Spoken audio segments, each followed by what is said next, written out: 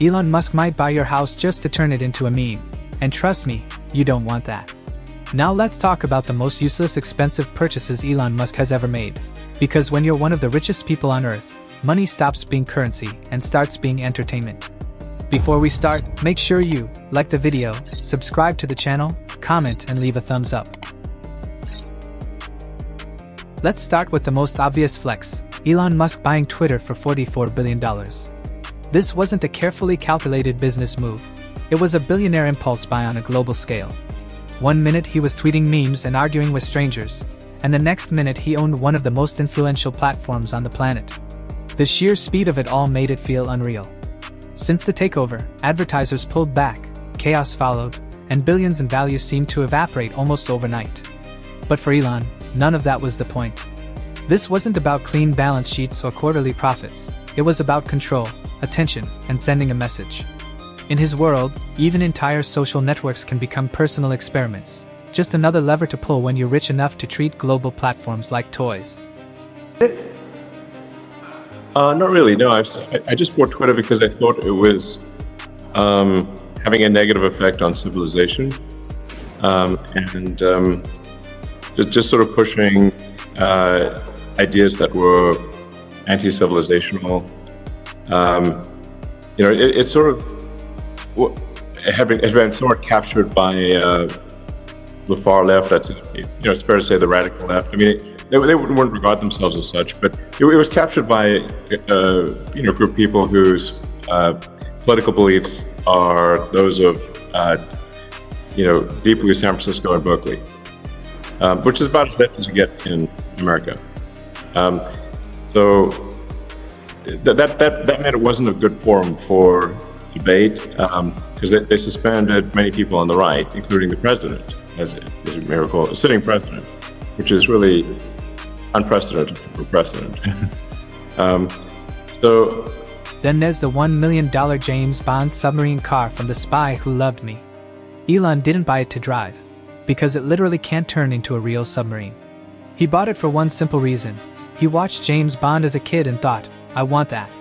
The car doesn't function, doesn't transform, and doesn't serve any real purpose beyond sitting there and looking cool.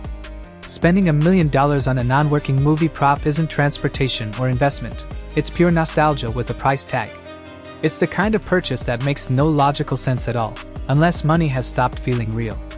And for Elon, that's the point. When you're operating at his level, even childhood fantasies become casual line items.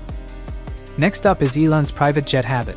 Because despite constantly talking about sustainability, Elon flies everywhere. His Gulfstream jet costs tens of millions of dollars and reportedly racks up thousands of tons of emissions every year. It's a flying office, a bedroom, and a command center all wrapped into one sleek machine designed to keep him productive at 40,000 feet. But let's be honest, no matter how efficient or strategic you try to frame it, a private jet is still one of the most unnecessary luxuries on Earth. Especially when you're the CEO of an electric car company pushing a clean energy future. The contradiction is hard to ignore. Elon justifies it as a tool for speed and efficiency. But to everyone else, it looks like the clearest reminder that even the loudest futurists still enjoy the most old-school billionaire privileges when time and convenience are on the line. Now let's talk about burning money in the most literal way possible, SpaceX rockets. And don't get it twisted, SpaceX is revolutionary today. But in the early days it was a financial nightmare. Elon Musk poured hundreds of millions of dollars into rockets that repeatedly exploded, often on live streams for the entire world to watch. Engines failed, stages malfunctioned, and entire missions turned into fireballs within seconds. Each failure wasn't just embarrassing, it was insanely expensive. At one point, Elon openly admitted that SpaceX was one failed launch away from total bankruptcy. One more explosion and the company was finished.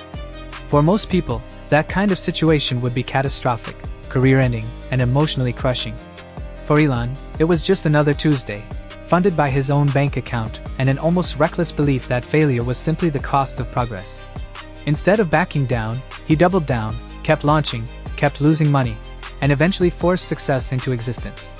That willingness to casually burn fortunes in pursuit of a long-term vision is what separates Elon from almost everyone else. So if you consider, say, civilization's only been around for a little over 5,000 years. Out of 4.5 billion years that Earth has been around, and the 13.8 billion years of the universe. So all of human civilization is basically the blink of an eye. I think that probably means that consciousness is incredibly rare and perhaps fleeting. It may not last for very long, because otherwise I think we would have seen aliens, some kind of sign of aliens. So that's why I think that there's a high urgency to making life multiplanetary, because this is the first time in Earth's 4.5 billion year history that it's been possible to extend life or consciousness beyond Earth. And we've got to do that while civilization is still strong. So that's the overarching goal of the company, is extend life sustainably to another planet. Mars is the only option, really. And to do so, ideally before World War III or some kind of bad thing. The key thing is that we need enough people and enough tonnage on Mars such that Mars can survive and continue consciousness, even if something would happen to Earth. Obviously, I'm not talking about abandoning Earth or anything like that, and we want Earth to be as good as possible for as long as possible, but there are certain things that may be outside of our control. So we want to just get Mars to be a self-sustaining civilization as quickly as possible. Another weird purchase or non-purchase was Elon selling all his mansions, only to replace them with much stranger living arrangements. At one point, he owned over $100 million in luxury real estate, then abruptly sold it all while declaring he wanted to own nothing. That sounded radical and minimalist, until he immediately moved into a tiny prefab box near SpaceX and started bouncing between properties owned by friends and his own companies. It wasn't some monk-like rejection of wealth. It was flexibility disguised as simplicity. This wasn't minimalism in the way normal people experience it. It was billionaire cosplay. When you can buy back every mansion tomorrow without blinking, owning nothing isn't a sacrifice. It's a choice with a safety net the size of a small country. Elon didn't escape wealth. He just untethered himself from it, keeping all the power without any of the baggage.